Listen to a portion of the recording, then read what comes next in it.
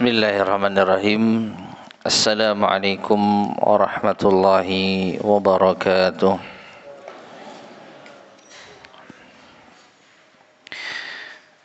Innal hamdalillah nahmaduhu wa nasta'inuhu wa nastaghfiruh wa na'udzu billahi min shururi anfusina wa min sayyiati a'malina. من يهده الله فلا مضل له ومن يضلل فلا هادي له وأشهد أن لا إله إلا الله وحده لا شريك له وأشهد أن محمدا عبده ورسوله اللهم صل وسلم وبارك على نبينا محمد وعلى آله وأصحابه ومن تبعهم بإحسان إلى يوم الدين أما بعد. Ma'asyiral muslimin rahimani wa rahimakumullah. Alhamdulillah, pada kesempatan di malam hari ini kita bisa bertemu kembali untuk melanjutkan kajian kita membahas kitab Khulasatu Ta'zimil Ilm, ringkasan pengagungan terhadap ilmu. Itu bagaimana caranya agar kita mengagungkan ilmu agama, yang disusun oleh Fadilatul Syekh Saleh ibn Abdullah ibn Hamad Al-Utsaimin hafizahullahu ta'ala. Dan sekarang kita masuk pada poin yang ke-17, yaitu qala al-musannif rahimahullah hafizahullah al-maqidus sabi'a asyar, simpul yang ke-17 atau dasar yang ke-17 adalah adz-dzabbu 'anil ilmi wadz-dzawdu 'an hiyadhihi. Adz-dzabbu 'anil ilmi yaitu membela ilmu dan menjaganya agar senantiasa murni, menjaganya agar tidak ternodai, agar senantiasa otentik. Ma'asyiral muslimin rahimani wa rahimakumullah, dengan kedua hal ini, dan tentu saja ini di antara peran para ulama kita atau mungkin penuntut ilmu yang sudah cukup mapan, yaitu membela ilmu agama, menjaganya dari berbagai macam hal-hal yang mengotorinya atau menodainya, baik itu pemikiran maupun perbuatan, seperti adab yang buruk dan yang semisalnya. Maka tatkala seorang penuntut ilmu memiliki rasa pembelaan terhadap ilmu agama atau penjagaan terhadap hal-hal yang memperburuk citranya, maka insyaallah dia telah mengagungkan ilmu agama. Nah, sekarang kita akan baca penjelasan dari al-muallif hafizahullahu ta'ala. Qala al-muallif hafizahullah, inna lil ilmi hurmatan wafiratan. Sesungguhnya ilmu itu memiliki kehormatan yang banyak atau yang besar. Tujibul intisara lahu, yang mengharuskan untuk diperjuangkan. Idza tu'arridu li jinabihi bima la yasluh, apabila muncul ataupun tampak sesuatu yang tidak baik yang ada di sisinya. Ya. Jadi demi menjaga kehormatan ilmu yang agung ini, maka kalau ada sesuatu yang merusaknya, sesuatu yang tidak baik menempel pada dirinya, maka harus disingkirkan, diperjuangkan. Wa qad dhahara hadzal intisaru 'inda ahli ilmi. Dan telah nampak atau sungguh telah nampak pembelaan seperti ini di sisi ahlul ilm, yaitu para ulama, fi mazahira, di dalam beberapa fenomena-fenomena. Artinya cara para ulama kita mempertahankan ilmu, menjaga ilmu, membela ilmu itu dalam beberapa contoh. Minha, di antaranya ar-raddu 'alal mukhalifi, membantah orang yang menyelisihi. Ya, membantah orang yang menyelisihi atau orang yang menyimpang. Membantah orang yang menyimpang, ma'asyar muslimin rahimani wa rahimakumullah, termasuk di antara bentuk pembelaan terhadap ilmu. Bagaimana tidak, tatkala orang yang menyimpang itu menebarkan syubhatnya, menebarkan pemikirannya yang dapat merusak umat sehingga mereka tersesat, maka di situ seakan-akan ilmu ini tidak berfungsi. Seakan-akan ilmu itu jatuh. Contohlah kesyirikan. Tatkala ada seorang tokoh yang menyeru kepada kesyirikan dan dibalut dengan agama misalkan, dibungkus dengan agama, padahal di dalam Islam kesyirikan itu adalah dosa besar yang paling besar. Nah, maka ketika tidak ada yang membantah, meluruskan penyimpangan cara berpikir tokoh kesesatan tersebut, maka hilanglah wibawa ilmu agama. Dalil-dalil dari Al-Quran maupun hadis Nabi SAW seakan-akan hilang. Bahaya kesyirikan padahal banyak sekali kita jumpai dalil-dalilnya. Nah, karena ada tokoh yang menyimpang, yang mencoba untuk yaitu menebarkan kesesatan kepada umat, kesyirikan dibungkus dalam urusan agama, kesyirikan dibawakan dalil dari Al-Quran misalnya, tentu dengan cara pemahaman yang menyimpang. Maka di sini ilmu agama yang sesungguhnya, yang murni, seakan-akan apa? Jatuh wibawanya. Oleh karena itu patut untuk dibantah. Nah, disinilah peran para ulama kita. Ya, membantah orang yang menyimpang, membantah orang yang menyelisih. Faman istabanat mukhalafatuhu faman istabanat mukhalafatuhu lisyari'ah, maka barang siapa yang telah jelas penyelisihannya terhadap syariah, rudda alaihi, maka dibantah atasnya, kainan mangkana, siapapun dia. Pokoknya telah jelas penyimpangannya terhadap syariat, maka demi untuk mempertahankan dan membela ilmu agama, dia harus dibantah. Hamiyatan lid-din, sebagai bentuk penjagaan atau pembelaan terhadap agama, wa nasihatan lil muslimin, dan juga nasihat untuk kaum muslimin. Ya, dan kalau kita kaitkan dengan pembahasan kita, agar wibawa ilmu itu kembali naik. Ya, bayangkan jemaah sekalian rahimani wa rahimakumullah, ketika kesyirikan merajalela, dibungkus dengan dalil katakanlah yang tidak sesuai, maka kita akan banyak jumpai dalil-dalil yang sahih, yang tegas tentang bahaya syirik, ya seakan-akan tenggelam. Nah, seakan-akan apa? Ilmu bahaya tentang kesyirikan ini tidak ada, karena didominasi oleh pemikiran yang menyimpang tersebut. Maka sebagai pembelaan terhadap ilmu agama harus dibantah. Ya, namun peran ini diambil oleh para ulama kita. Taib.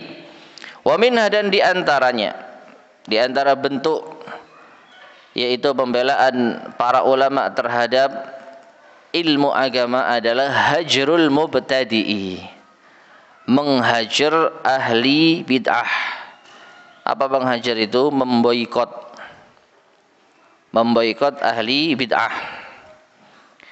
Dzakarahu Abu Ya'la al-Farra'u ijma'an. Abu Ya'la Al-Farra menyebut hal ini sebagai suatu yang ijma', disepakati oleh para ulama.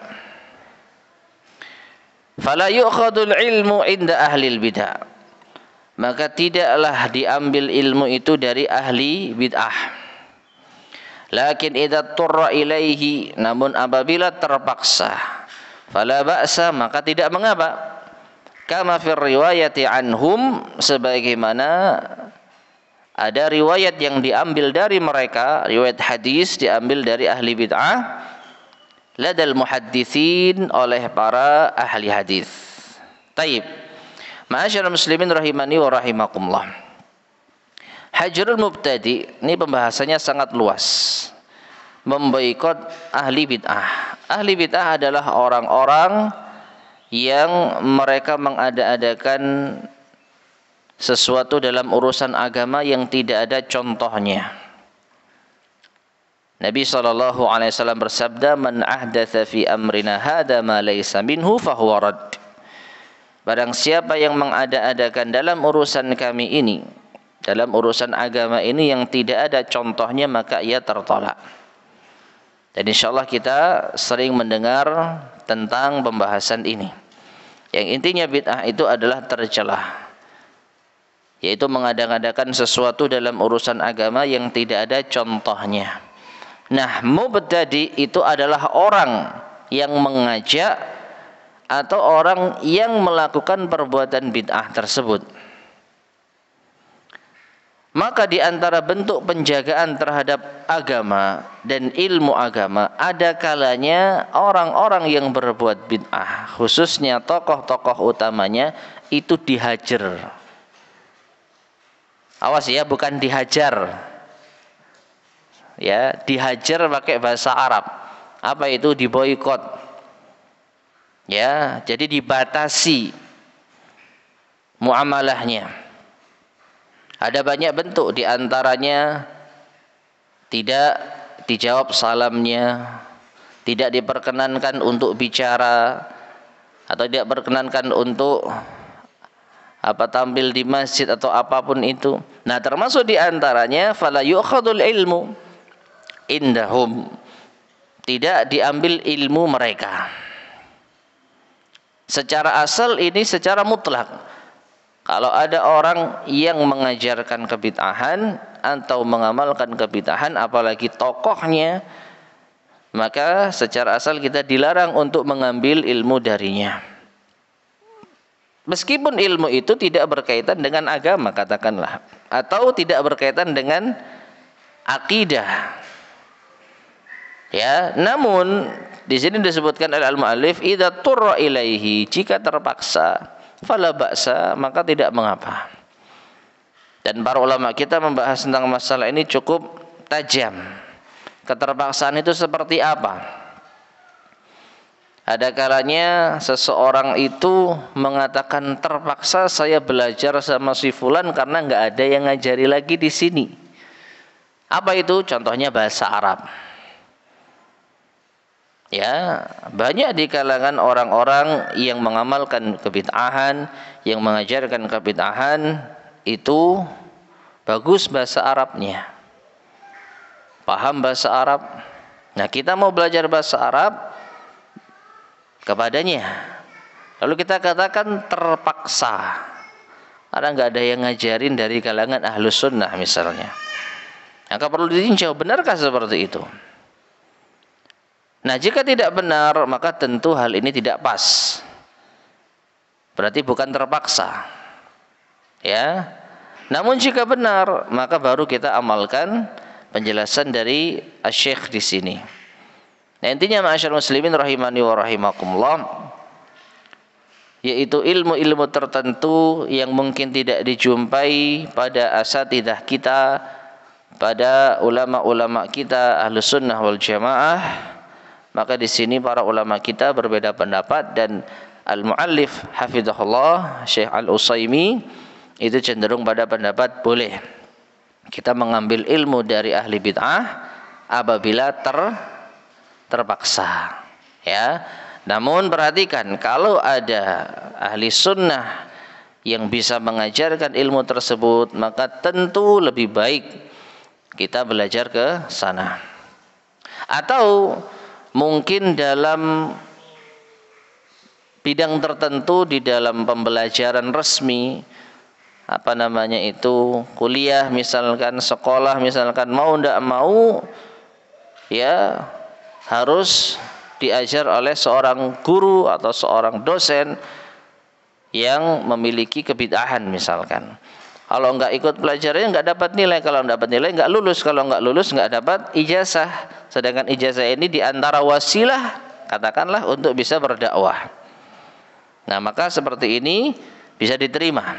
Kita terpaksa belajar kepada dosen atau guru yang memiliki pemikiran bid'ah, maka ini wallahu alam bisa dibenarkan.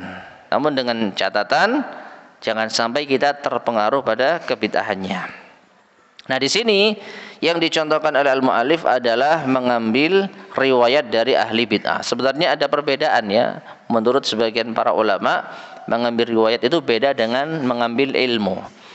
Karena kalau mengambil riwayat ya, contohnya apa? Yang banyak itu mengambil riwayat dari orang-orang Khawarij. Orang Khawarij itu ahli bid'ah.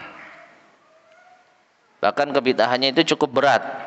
Di antara akidah mereka adalah mengkafirkan pemimpin kaum muslimin yang tidak berhukum dengan hukum Allah, mengkafirkan pelaku dosa besar. Maka ini berat. Namun kalau dilihat dari segi riwayat, maka para ulama menyebutkan kalau mengambil riwayat dari mereka itu insya Allah aman. Kenapa? Karena bagi mereka, sekali lagi, pelaku dosa besar itu kafir. Dusta termasuk dosa besar. Sehingga mereka sangat takut berdusta.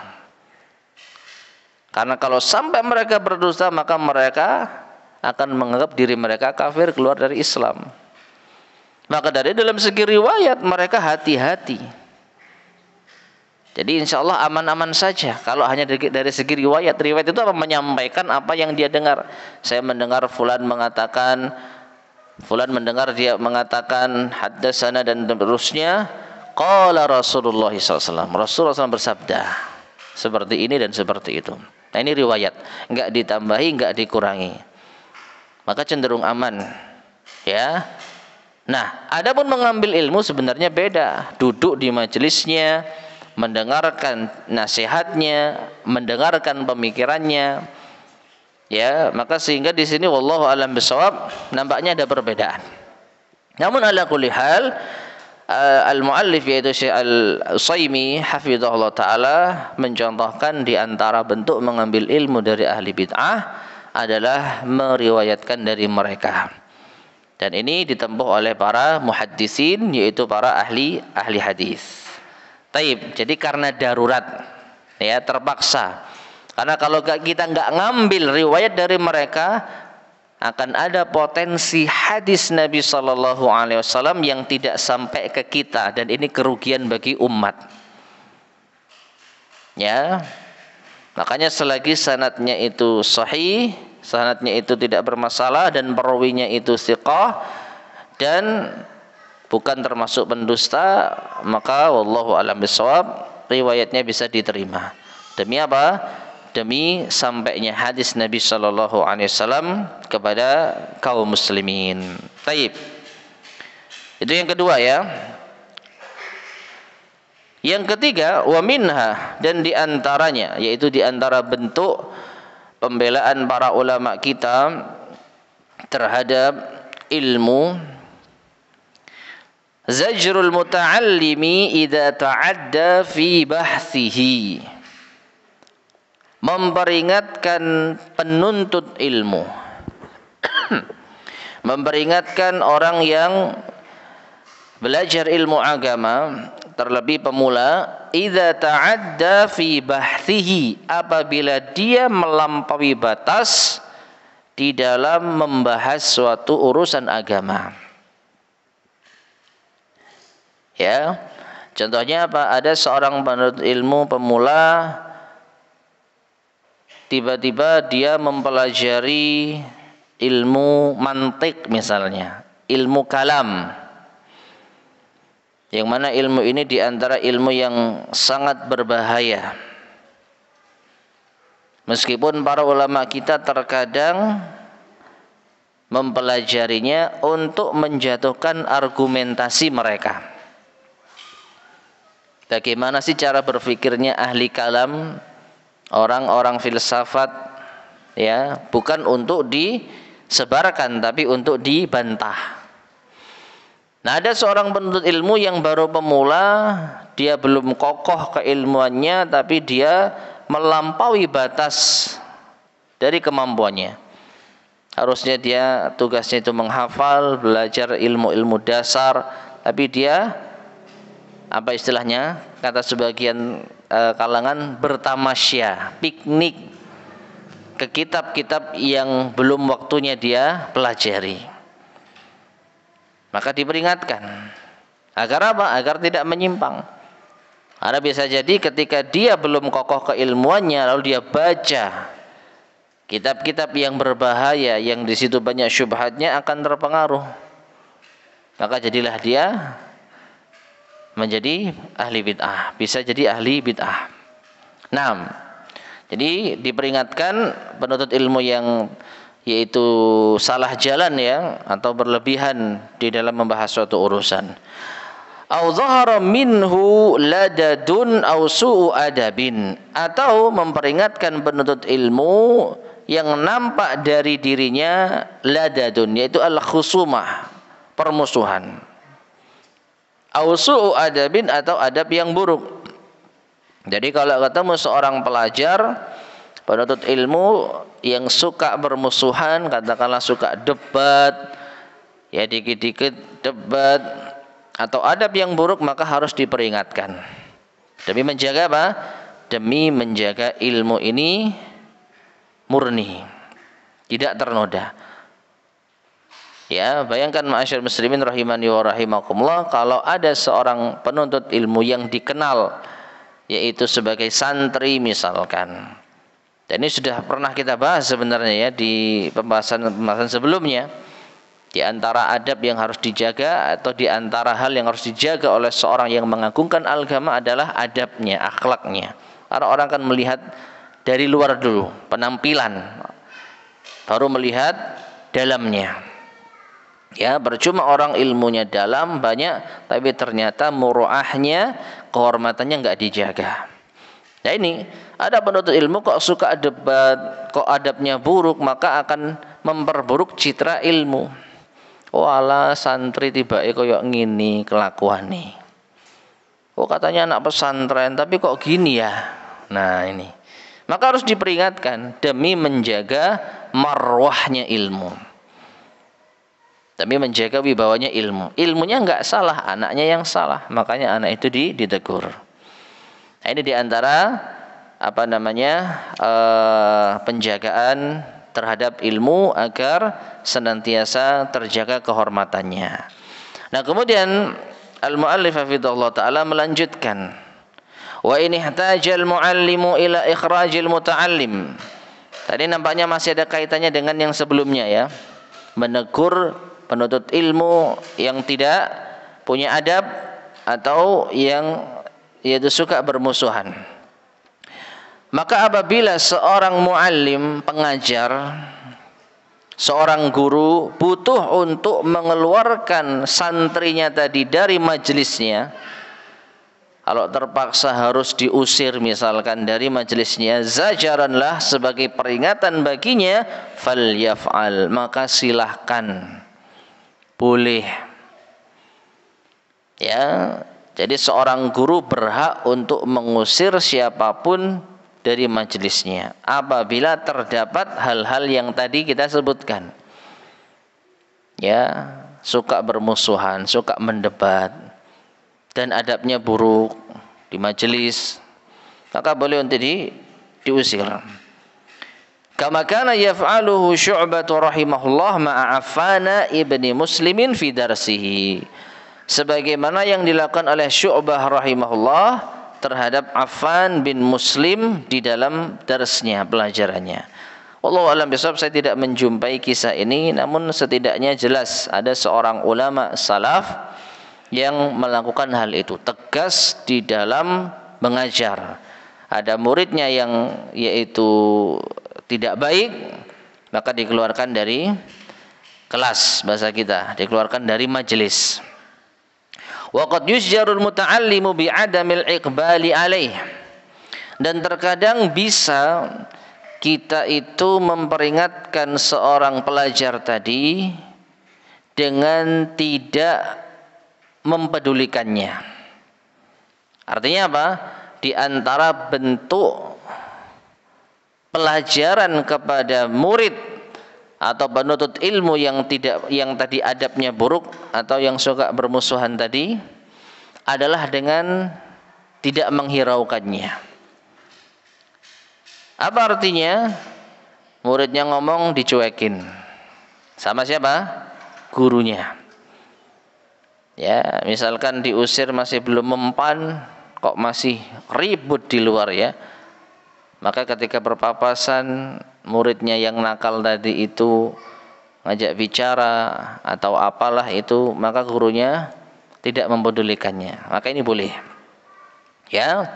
Wa tarki ijabatihi, atau tidak menjawab kalau dia bertanya, Ustadz, bagaimana begini gitu misalnya. Lalu Ustadznya enggak jawab. Karena apa? Di kelas atau di majelis ya, dia buruk adabnya.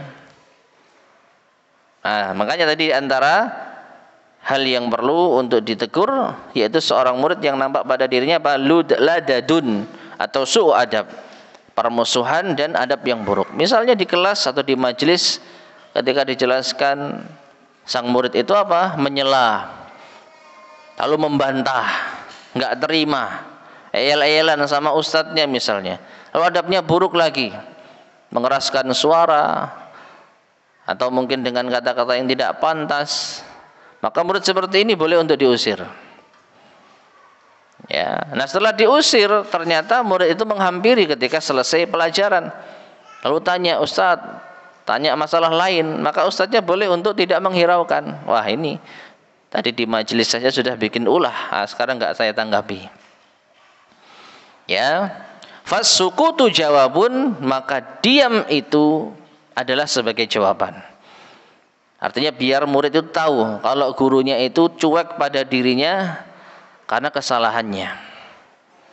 Ya, karena kesalahannya. Qalahul A'mash, maka ini adalah diucapkan oleh Al-A'mash. Artinya penjelasan semacam ini didukung oleh Al-A'mash. Nah, jadi ma'asyar muslimin rahimani wa rahimakumullah, di antara bentuk peringatan kepada pelajar, maka guru atau pengajar itu berhak untuk mengusirnya, berhak untuk tidak mempedulikannya, berhak untuk tidak menjawab pertanyaannya apabila dijumpai keburukan dari murid tersebut. Demi untuk apa? Menjaga ilmu. Masa ilmu untuk dijadikan bahan eyel-eyelan? Ya, pertanyaannya mungkin pertanyaan ilmiah. Kalau sekiranya muncul dari hati yang murni, tapi karena dia orang yang ngeyel, suka cari gara-gara, suka debat, akhirnya jatuhlah kehormatan ilmu. Maka dari situ seorang guru berpikir kalau dijawab nanti panjang, seakan-akan ilmu ini hina, rendah, dibuat ajang debat. Maka akhirnya gurunya tidak menjawab, menghindar dari murid yang seperti itu. Nah, ini diperbolehkan. Taib. Kemudian al-mu'allif hafizahullah menceritakan salah satu kisah yang pernah beliau lihat. Beliau mengatakan, wa ra'ayna hadza katsiran min jama'atin minasyuyukh, dan sungguh kami melihat ini banyak hal seperti ini, yaitu mengabaikan murid itu banyak dijumpai oleh beliau dari kalangan para masyayikh, para ulama. Minhum al-allamatu Ibnu Bazin rahimahullah, di antaranya Syekh Abdul Aziz Ibn Baz rahimahullah. Farubbama sa'alahu sa'ilun amma la yanfa'uhu. Terkadang ada orang yang bertanya yang tidak mendatangkan manfaat kepada beliau. Fataraka syaikhu ijabatahu. Ternyata syekh tidak menjawabnya. Wa amara al-qari'a an yuwassila qira'atahu. Malah syekh itu memerintahkan qari' pembaca untuk melanjutkan bacaannya. Ya, au ajabahu bi khilafi qasdi, atau menjawab tapi tidak sesuai dengan yang diinginkan oleh penanya. Ya. Jadi ini hak seorang pengajar. Boleh untuk mengabaikan pertanyaan, tidak menjawab pertanyaan. Nah, dari sisi lain jamaah sekalian, maka bisa kita ambil pelajaran di antara adab seorang penuntut ilmu. Kalau bertanya enggak dijawab atau belum dijawab, maka jangan maksa. Ya, apalagi suudzon, wah Ustadz ini sudah dibaca tapi enggak dijawab. Nah, ini ya. Karena bisa jadi apa? Mungkin saja menurut sang ustadz pertanyaan ini enggak manfaat. Misalkan apa? Ustadz, nanti kalau saya ada di Pluto, sholatnya gimana misalkan? Ya, misalkan saja ada orang bercita-cita jadi astronot, tapi sudah berpikir, wah nanti saya bisa keluar angkasa, saya ingin ke planet terjauh Pluto. Akhirnya tanya, ya, melalui saran telekomunikasi yang ada, sudah dibaca, enggak dijawab, kesel dia. Nah ini, maka adab seorang murid, ya enggak boleh memaksakan gurunya untuk menjawab pertanyaannya. Karena bisa dia apa? Ya tadi, pertanyaan enggak manfaat. Atau mungkin pertanyaan itu butuh untuk dijawab dengan tenang, dengan murojaah. Waduh, ini pembahasan yang cukup dalam ini. Butuh berpikir, butuh meninjau dalil-dalilnya, butuh fatwa para ulama. Akhirnya ya belum dijawab. Atau terkadang lupa dan masih banyak kemungkinan yang lain. Kalaupun mau mengingatkan silahkan dengan cara yang sopan. Tapi suudzon atau memaksa, tolong cepat dijawab Ustaz. Nah ini adalah adab yang buruk. Maka para ulama dahulu juga pernah mengalami hal seperti itu, tapi diabaikan. Pertanyaan yang mungkin menimbulkan kegaduhan atau yang lainnya itu diabaikan. Wallahu ta'ala alam bisawab. Nah ini ma'asyar muslimin rahimani wa rahimakumullah, simbol yang yaitu ke-17. Taib, kita lanjutkan. Sekarang kita masuk pada al-ma'qidus tsamina asyar, simbol yang ke-18, dasar yang ke-18 bagi orang yang mengagungkan ilmu agama. Qala al-mu'allif hafizahullah, at-tahaffudhu fi mas'alatil alim. Berhati-hati ketika bertanya kepada seorang alim. Ma'asyar muslimin rahimani wa rahimakumullah. Kalau kita perhatikan, ini sebenarnya lanjutan dari pembahasan sebelumnya. Bedanya pada dasar yang ke-17 itu ditujukan kepada seorang alim, orang yang berilmu. Jaga kewibawaan ilmu itu dengan cara seperti ini. Jaga kehormatan ilmu itu dengan cara seperti ini. Kalau ada murid-murid yang nakal, yang tidak benar, abaikan, usir. Ya, maka itu hak Anda sebagai seorang mu'alim. Jadi ini dari sisi apa? Pengajar. Nah, di poin yang berikutnya, tinjauan ini dari sisi sang murid, dari sisi pelajarnya, penuntut ilmunya. Yaitu apa? Berhati-hati ya ketika bertanya kepada seorang alim. Taib, sudah azan ya? Fadhal azan dulu mungkin.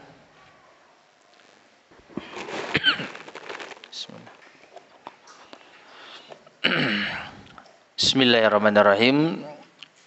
Ma'asyar muslimin rahimani wa rahimakumullah. Kita lanjutkan. Jadi poin yang ke-18 ini diarahkan kepada para penuntut ilmu untuk yaitu berhati-hati tatkala bertanya kepada seorang alim, kepada seorang guru. Langsung kita baca penjelasan dari al-mu'allif hafizahullah. Firaran min masailis syaghbi. Kenapa harus berhati-hati?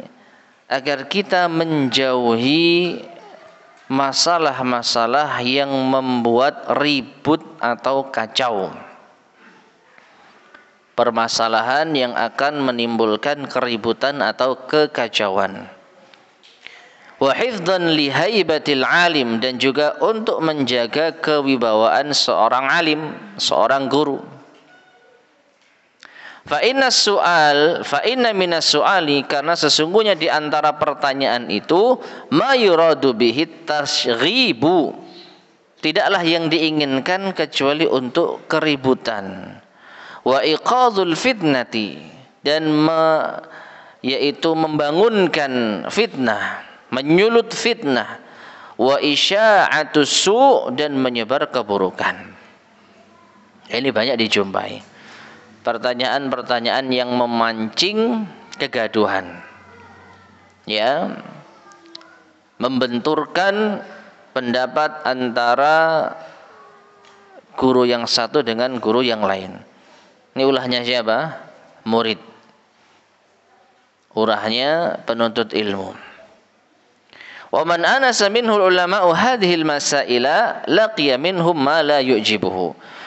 Dan di antara para ulama yang mungkin melihat, merasakan fenomena ini, pertanyaan-pertanyaan seperti ini, maka sudah enggak heran lagi dari ulah para murid-murid tersebut. Artinya apa? Sadar ini, wah ini ditanyakan. Ini paling ya untuk menguji. Ya, pendapat saya sama enggak dengan pendapat ustadz yang lain yang sedang viral mungkin.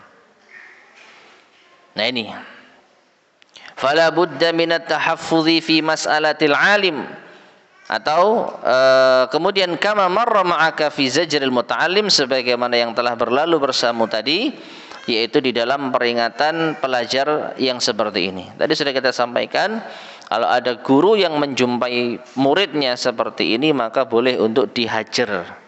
Ingat ya, dihajar atau diperingatkan. 6. Sehingga fala budda, harus bagi seorang murid, seorang penuntut ilmu, minat tahaffudhi, untuk menjaga fi mas'alatil alim, ketika bertanya kepada seorang alim, seorang guru. Wala yuflihu fi tahaffudhihi, dan tidak akan berhasil dia untuk menjaga hal tersebut atau memperhatikan hal tersebut, fiha, di dalam bertanya tadi, illa, kecuali man a'mala bi arba'ati usul, bagi siapa yang menerapkan 4 dasar, 4 pokok utama. Taib, ini dilanjutkan nggak Bapak? Hah? Biar ya, selesai ya. Taib, jadi kesimpulannya ada 4 prinsip dasar kalau kita itu mau baik di dalam bertanya kepada seorang guru. Kalau kita jaga 4 hal ini, insya Allah pertanyaan kita tidak akan membuat gaduh. Tapi siapa yang kehilangan salah satu prinsip ini, khawatir pertanyaan ini akan membuat gaduh. Awaluha, yang pertama, al-fikru fi su'alihi, berfikir sebelum bertanya. Limadha yas'al, kenapa dia bertanya? Ini menunjukkan apa pentingnya menjaga niat. Saya tanya masalah ini untuk apa sih? Apakah hanya sekedar ingin tahu pendapat sang ustadz? Apakah beda dengan ustadz yang di sana? Apakah sependapat dengan ustadz yang di sini? Apakah sama dengan ustadz yang di situ? Kalau cuman hanya sekedar ngetes, maka jangan tanya, karena niat Anda tidak baik. Ya, limadha yas'al, tanya kepada diri kita, ngapain kita ini tanya? Dan banyak niat-niat yang buruk untuk ngetes, untuk memancing, untuk menjatuhkan. Ya, tahu ustadznya itu menggebu-gebu kalau menjelaskan masalah tertentu, wah ini pas ini, tanya, dijawab. Kalau nggak ditanya, nggak jawab seperti itu. Maka di antara peran murid Ya, di dalam menjaga kehormatan ustadznya ya harus hati-hati di dalam bertanya. Sudah tahu ustadznya seperti itu, tanyanya yang mancing-mancing. Fayakunu qasduhu minas su'al, maka hendaknya tujuan utama dia bertanya at-tafaqquhu wa ta'allum. Belajar dan mencoba untuk memahami. La ta'annutu wa tahakkum, bukan ngeyel, bukan tujuannya untuk ngeyel atau mengejek. Ini lain perkara ya. Misalkan ada seorang ya santri penuntut ilmu, dia memilih pendapat A. Kalau dia ingin tanya kepada ustadz yang tahu jelas kalau dia itu ikut pendapat B, tanya, dijawab, lalu didebat. Nah ini. Berarti tujuannya bukan apa? Mencari ilmu. Dia sudah tahu kok ustadznya itu ikut pendapat B, dia ikut pendapat. Nah, kalau itu masalah fikih yang biasa, ya sudah sama-sama tahu. Oh, beliau ikut pendapat itu, saya hormati. Sebagaimana saya juga berhak untuk mengikut pendapat yang lain, nggak ada masalah. Tapi kalau dia tanyaannya tujuannya untuk ngetes tadi, atau untuk mendebat, atau untuk ngeyel, atau untuk menjatuhkan, nah saya tahu kelemahan pendapat B. Tanya saya. Dijawab, tapi ustadz dalil yang lain gini, akhirnya ustadznya kelabakan. Nah ini berarti niatnya tidak baik. Fa inna man sa'a qasduhu fi su'alihi yuhramu barakatal ilm. Karena siapa yang buruk niatnya ketika bertanya, maka dia akan terhalang dari keberkahan ilmu. Mungkin dia bisa puas menjatuhkan ustadznya, kalah ustadz ini. Saya sudah siap dalil-dalil pendapat A, sedangkan ustadznya mungkin belum siap. Ya, belum siap dalil yang cukup komplit di dalam pendapat B, dibantah. Tapi ustadz begini kata Syekhul Islam misalkan, berdasarkan fatwa Syekh bin Baz, Syekh Utsaimin begini. Ya ustadznya nggak bisa jawab karena memang belum persiapan. Sedangkan si penanya ini sudah bersiap. Oh begitu ya. Ya kalau gitu mungkin mendapat A yang benar, puas dia. Nah ngono lho. Menunjukkan kalau dia apa? Hebat, bisa mengalahkan Ustadz Fulan. Tapi apakah berkah? Apakah berkah murid yang seperti ini ilmunya? Kata Syekh, fa inna man sa'a qasduhu fi su'alihi yuhramu barakatal ilm. Kalau orang niat pertanyaannya ini sudah buruk, maka dia akan terhalang dari keberkahan ilmu. Akhirnya sombong, dengan ilmu dia pakai untuk gaya-gayaan. Enggak berkah ilmunya. Wa yumna'u manfaatuhu, maka dia akan terhalang dari manfaat ilmu itu. Nah ini ma'asyiral muslimin rahimani wa rahimakumullah. Maka prinsip pertama, pikir dulu sebelum bertanya. Saya tanya ini untuk apa sih? Apakah hanya sekedar mencari kehebohan, atau ngetes ustadz, atau iseng?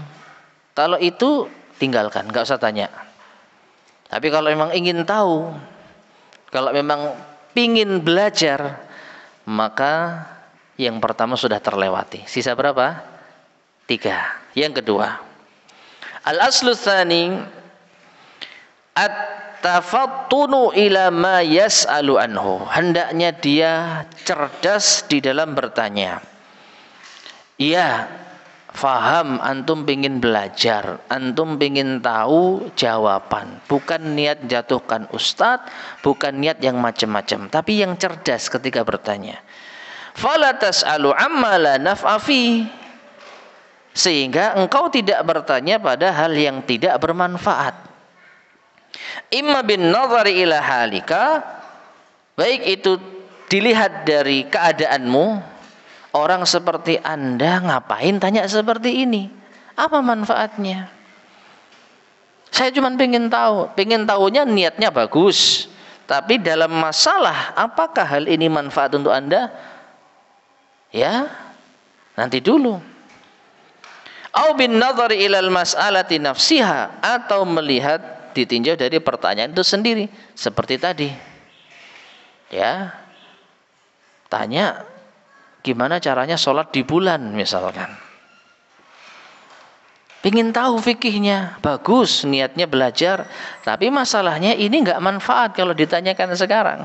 Makanya ada seorang ulama yang ketika pernah ditanya seperti itu, jawabannya apa? Nanti kalau sampai bulan telepon saya ya. Kalau sudah beneran sampai sana, iya nanti hubungi saya akan jawab. Nah, seperti itu.